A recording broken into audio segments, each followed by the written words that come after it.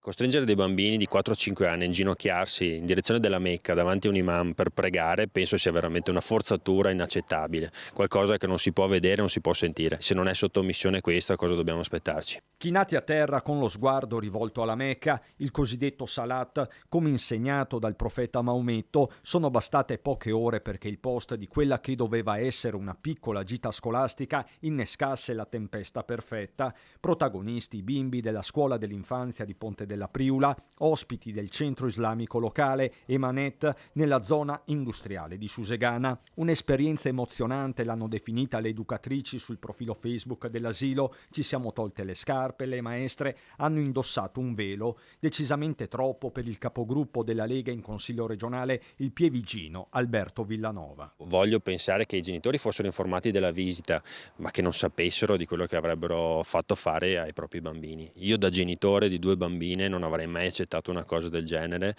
perché non la trovo corretta. Non la trovo veramente corretta, la trovo irrispettosa nei confronti di bambini che non possono scegliere in quel momento. A Susegana c'è una nutrita comunità islamica macedone. Al centro Emanet, nei mesi scorsi, era stato anche il vescovo Corrado Pizziolo. L'iniziativa, spiega l'imam, è partita dalla scuola. Lui, Avnia Nurceschi, ha aperto soltanto le sue porte. Era una preghiera, per modo di dire, che abbiamo fatto per la pace, per i bambini malati, per le guerre che sono in mezzo a noi, diciamo così, nel mondo. L'imam la definisce una preghiera interreligiosa, quanto all'immagine dei bimbi prosternati la spiega come una sorta di tentativo di emulazione. Io spiegavo come si pregava e hanno visto me e sono buttati tutti giù anche.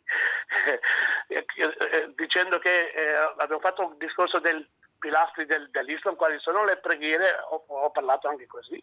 Però non è detto che dovete pregare per forza anche voi. Per Villanova però non regge alcuna giustificazione. Questo è il politicamente corretto che calpesta la nostra identità per l'ennesima volta, forse con la volontà di non offendere qualcun altro, di non offendere le altre culture, ma così non si porta avanti nessun tipo di integrazione. Dal centro islamico un fedele, Yacoub, in Italia dal 2000, cerca di smussare i toni e invoca il dialogo. Quando abbiamo sentito per Papa, quando era morto, tutti abbiamo stati così male perché abbiamo perso una persona brava, no? Quando siamo tutti quanti insieme possiamo andare molto lontano.